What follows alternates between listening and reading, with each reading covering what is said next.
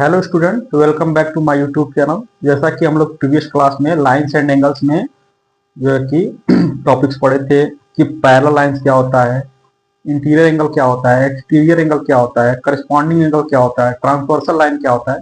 ये सब टॉपिक्स हम लोग प्रीवियस क्लास में पढ़े थे। तो आज की क्लास में हम लोग एक बहुत इंपॉर्टेंट टॉपिक्स पढ़ने जा रहे हैं।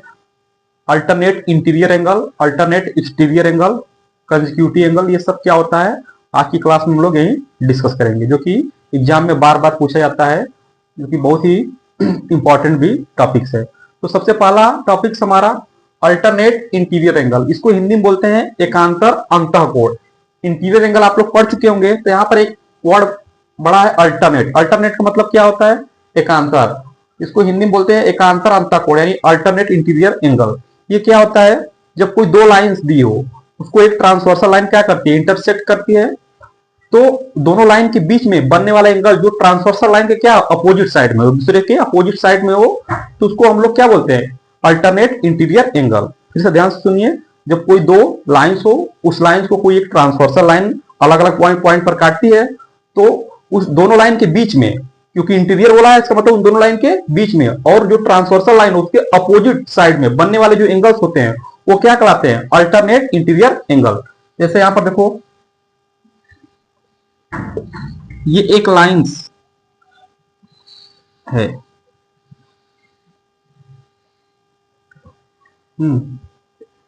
ए बी और सी डी दो लाइन से, इसको एक ट्रांसवर्सल लाइन क्या करती है? इंटरसेक्ट करती है। ठीक है, इसका नाम एल रख देते हैं। तो इस पर देखो एंगल बनेंगे। मान लेते हैं एंगल ये है, ये है 1, इसको 2 बोल देते हैं, इसको 3, इसको 4, इसको 5, इसको 6, इसको 7, इसको 8। ठीक है, तो हम लोग क्या डिफिनेशन में पढ़े हैं कि जब दो लाइंस दी हो, उसको एक ट्रांसवर्सल लाइन कट करती है, तो उन दोनों लाइन के बीच में बनने वाले एंगल जो ट्रांसवर्सल लाइन के क्या अपोजिट साइड में हो, तो क्या कहलाते हैं? Alternate interior angle.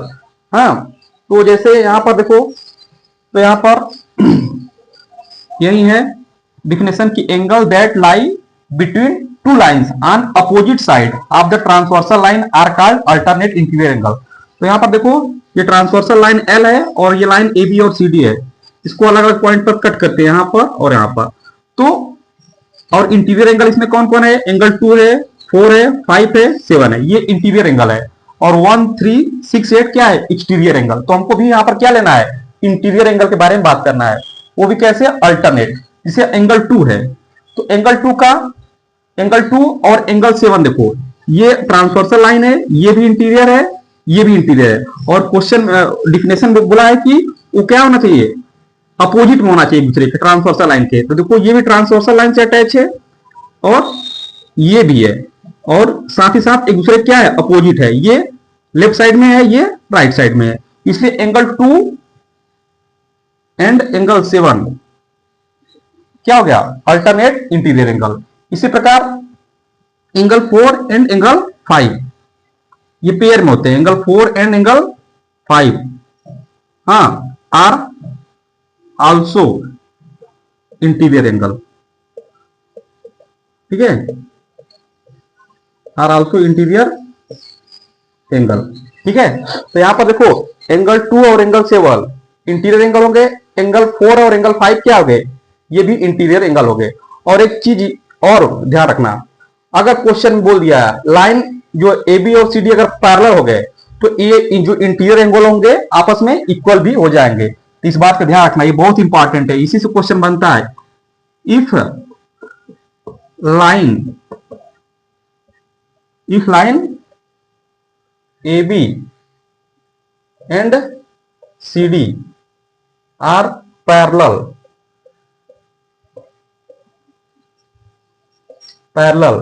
then alternate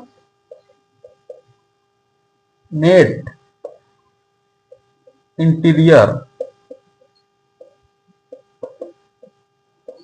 angle are equal। ठीक है, इसका मतलब अगर ये लाइन बोल दिया जाए क्वेश्चन में कि ये दोनों पैरेलल है, तो यहां पर जो हमारे अल्टरनेट इंटीरियर एंगल आए हैं, हाँ, तो क्या हो जाएंगे? इक्वल। ठीक है। सो अगर इफ इफ बोल दिया यहां पर, अगर if line A B parallel to C D, then क्या होगा? एंगल 2 इक्वल टू एंगल 7 और एंगल 4 इक्वल टू एंगल 5। ठीक है, ये आपस में क्या हो जाएंगे? इक्वल हो जाएंगे। यही होता है अल्टरनेट इंटीरियर एंगल। यहां पर 1 2 बस एंगल का नाम है, क्वेश्चन में आपको एंगल दिया रहेगा 30 डिग्री है कि 50 डिग्री है, जो भी रहे, बस यहां पर हम नामांकन नोटेशन के लिए 1 2 3 लिखे हैं। तो ये बात ध्यान रखना, अगर लाइन ए बी और सी डी पैरेलल हो जाएंगे तो जो हमारे अल्टरनेट इंटीरियर एंगल होंगे वो आपस में क्या होंगे? इक्वल भी होंगे। हाँ, जब कहेगा पैरेलल है तभी क्वेश्चन में, अगर नहीं कह रहा है तो हम नहीं कह सकते कि वो इक्वल है। बट अगर बोल दिया कि अगर लाइन ए बी और सी डी क्या है? पैरेलल है, तो उनके जो अल्टरनेट इंटीरियर एंगल होंगे आपस में क्या होंगे? इक्वल भी होंगे। ठीक है, तो हम लोगों ने देख लिया कि अल्टरनेट इंटीरियर एंगल क्या होता है, और ये हम लोगों ने देखा कि जो अल्टरनेट इंटीरियर एंगल होते हैं वो किसमें होते हैं? पेयर्स में होते हैं। जैसे देखा एंगल 2 के पेयर क्या है? एंगल 7, ये भी अल्टरनेट इंटीरियर एंगल है। और इसी प्रकार angle 4 and 5 are also interior angle, तो ये हमेशा पेयर में होते हैं। अल्टरनेट इंटीरियर एंगल हो गया, अल्टरनेट एक्सटीरियर एंगल अभी आगे पढ़ेंगे, तो ये सब पेयर में होते हैं। तो ये अगर लाइन पैरेलल हो गया तो जो हमारे अल्टरनेट इंटीरियर एंगल जो पेयर में है वो क्या हो जाएंगे? इक्वल भी हो जाएंगे। तो इस बात का ध्यान रखना, इस पर बहुत ही अच्छे अच्छे क्वेश्चन एग्जाम में बनते हैं और पूछे जाते हैं। ठीक है, अब हम नेक्स्ट टॉपिक देखेंगे, अल्टरनेट एक्सटीरियर एंगल क्या होता है। ठीक है, तो देखो नेक्स्ट टॉपिक है अल्टरनेट एक्सटीरियर एंगल क्या होता है। तो वहां पर इंटीरियर की बात कर रहे थे और यहाँ पर हम एक्सटीरियर मतलब बाहर का जो दोनों हमारा लाइंस होगा, जब कोई ट्रांसवर्सल लाइन दो लाइन को कट करती है तो ट्रांसवर्सल लाइन के अपोजिट साइड में बाहर, दोनों लाइन के बाहर बनने वाले जो एंगल होंगे वो क्या कहलाएंगे? Alternate exterior angle. जब कोई दो लाइंस हो, मान लो लाइंस क्या है? एक लाइन एल है, एक लाइन एम है, इसको एक ट्रांसवर्सल लाइन क्या करती है? इंटरसेक्ट करती है, इसका नाम क्या है? टी रख देते हैं। ठीक है, तो इस ट्रांसवर्सल लाइन के बाहर, इस दोनों लाइन के बाहर जो एंगल बन रहे हैं, और इस ट्रांसवर्सल लाइन के क्या होना चाहिए? बाहर अपोजिट होना चाहिए। क्या होना चाहिए? अपोजिट। अपोजिट का मतलब सेंस ये है, अगर ये एंगल सपोज 1 है, ये 2 है, ये 3 है, ये 4 है, एंगल अंदर भी बन रहा है बट हम बाहर का ही लिख रहे हैं। तो देखो यहां पर एंगल 1 इन दोनों लाइन के क्या है? बाहर एंगल जो बन रहा है, और एंगल 1 के अपोजिट साइड में एंगल 1 जो ट्रांसवर्सल लाइन है उसके अपोजिट साइड में कौन एंगल बन रहा है? इसके विपरीत एंगल 1 के 4 बन रहा है। ठीक है, यानी एंगल 1 का अल्टरनेट एक्सटीरियर एंगल क्या होगा? एंगल 4 होगा। ठीक है, एंगल 1 का अल्टरनेट एक्सटीरियर एंगल क्या होगा? Angle 1 and angle 4। एंड इसी प्रकार 2 कहां है? राइट साइड में है, और तो इसका जो है अल्टरनेट एक्सटीरियर एंगल क्या होगा? वो भी क्या होगा? लेफ्ट में होगा। वो भी क्या होगा? आउटसाइड, मतलब बाहर की तरफ होगा दोनों लाइन के। तो एंगल 2 और angle 3, angle 2 and angle 3 are alternate exterior angle, alternate exterior angle.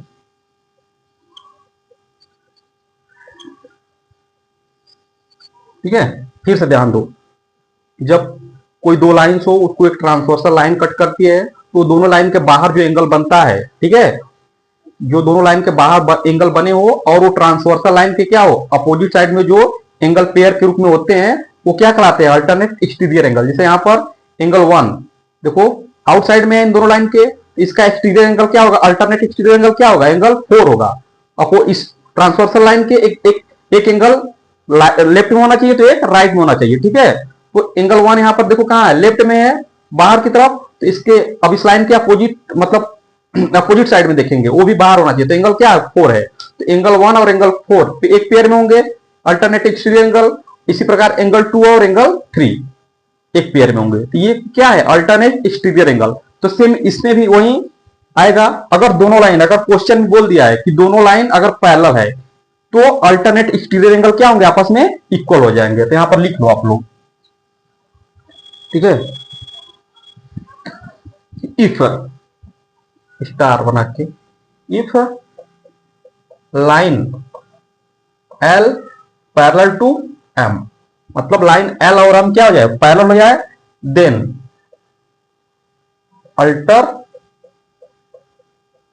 Alternate exterior angle are equal.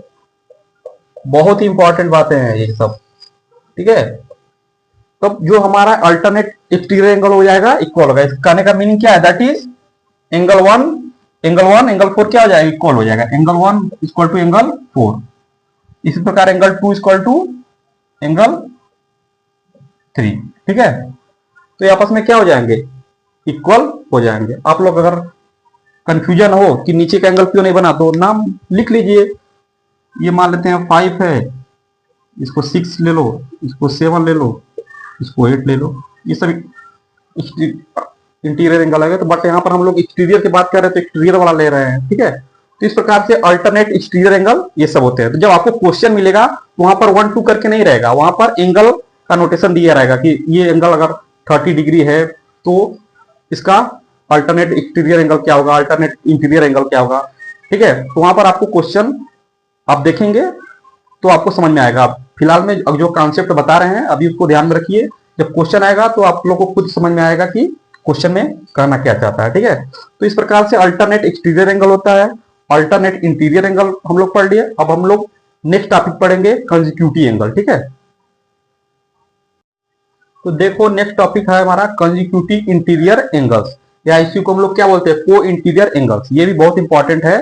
ये क्या होता है, जब कोई दो लाइंस दिए हो उसको एक ट्रांसवर्सल लाइन इंटरसेक्ट करती है, तो दोनों लाइन के जो बिटवीन जो ट्रांसवर्सल लाइन के सेम साइड में जो इंटीरियर एंगल होते हैं वो क्या कहलाते हैं, करस्पॉन्डिंग कंजिक्यूटिव इंटीरियर एंगल। फिर से देखो, जब कोई दो लाइंस हो उसको एक ट्रांसवर्सल लाइन इंटरसेक्ट करती है, तो उन दोनों लाइन के बीच के इंटीरियर एंगल जो ट्रांसवर्सल लाइन के सेम साइड में हो उसको क्या बोलते हैं, कंजिक्यूटिव इंटीरियर एंगल। मेरे कहने का सेंस ये है कि अगर कोई दो लाइंस हो, एक लाइन L और एक लाइन M, इसको एक ट्रांसवर्सल लाइन क्या करती है, इंटरसेक्ट करती है, इसका नाम T है। सपोज हमारा एंगल है सब 1 2 3 4 5 6, ठीक है। ये हमारा एंगल हो गया, ठीक है। तो क्वेश्चन में इसमें टॉपिक्स में इंटीरियर एंगल की बात कर रहा है, तो यहां पर हम एक्सटीरियर एंगल की बात नहीं करेंगे, केवल इंटीरियर एंगल के। और कहा है यही डिफिनेशन की, two interior angles which are on the same side of the transversal are known as a consecutive interior angle.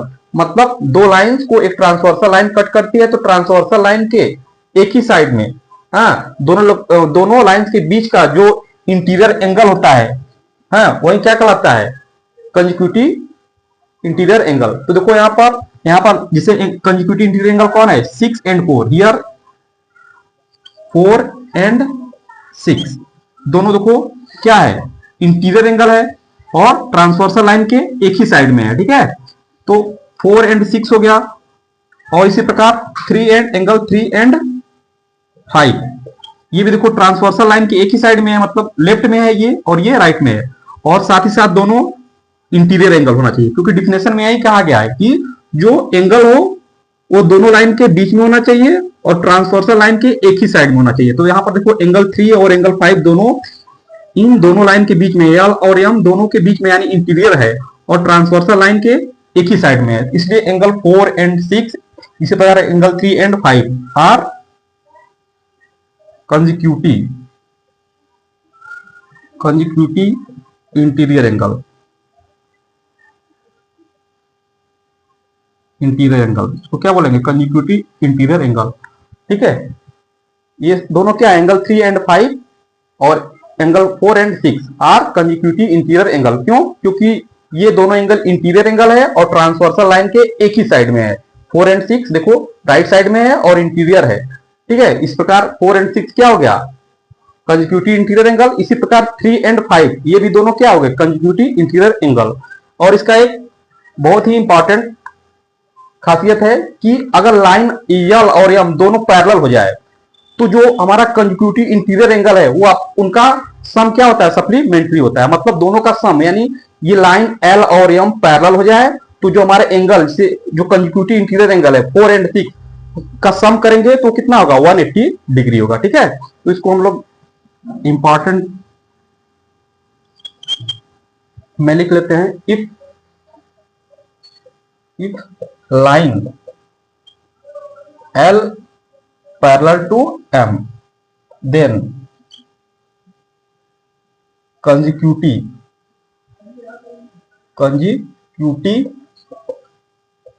angles, consecutive interior angle, ठीक है, consecutive interior angles are supplementary. Supplementary मतलब क्या होता है, इन दोनों एंगल का सम क्या होना चाहिए, 180। सप्लीमेंट्री, ये बहुत ही इंपॉर्टेंट बातें हैं। दैट इज कहने का सेंस ये है कि एंगल 4 प्लस एंगल 6 कितने को होगा, 180 डिग्री की इक्वल होगा। ठीक है, इसी प्रकार angle 3 and 5 similarly angle 3 plus angle 5 कितने बराबर होगा, 180 के। ठीक है, और ये कब होगा, जब लाइन क्वेश्चन में बोलेगा जब लाइन एल और एम क्या पैरेलल हो, तभी जो हमारे कंजिक्यूटिव इंटीरियर एंगल है उनका सम कितना होगा, 180। या उसको हम लोग बोल सकते हैं कि if line L parallel to M then, ठीक है, then consecutive interior angles are supplementary. ये बहुत इंपॉर्टेंट है, इसका क्वेश्चन में बहुत ज्यादा यूज होता है, इस पर अच्छे दूसरे क्वेश्चन बनते हैं। ठीक है, इस प्रकार से आज हम लोग ये 3 टॉपिक्स पढ़े। एक पहला क्या पढ़े, अल्टरनेट इंटीरियर एंगल, हाँ, दूसरा अल्टरनेट एक्सटीरियर एंगल, और थर्ड क्या पढ़े, कंजिक्यूटिव इंटीरियर एंगल। हाँ, ये बहुत तीनों काफी इंपॉर्टेंट टॉपिक्स है, इस पर जो है क्वेश्चन काफी अच्छे बनते हैं। ठीक है, तो हम लोग नेक्स्ट क्लास में इन पर अप्लाइड जितने भी अच्छे क्वेश्चन है उसको करेंगे। ठीक है, तो आज के लिए इतना ही। अगर वीडियो अच्छी लगी तो लाइक सब्सक्राइब जरूर करें। ठीक है, थैंक यू सो मच।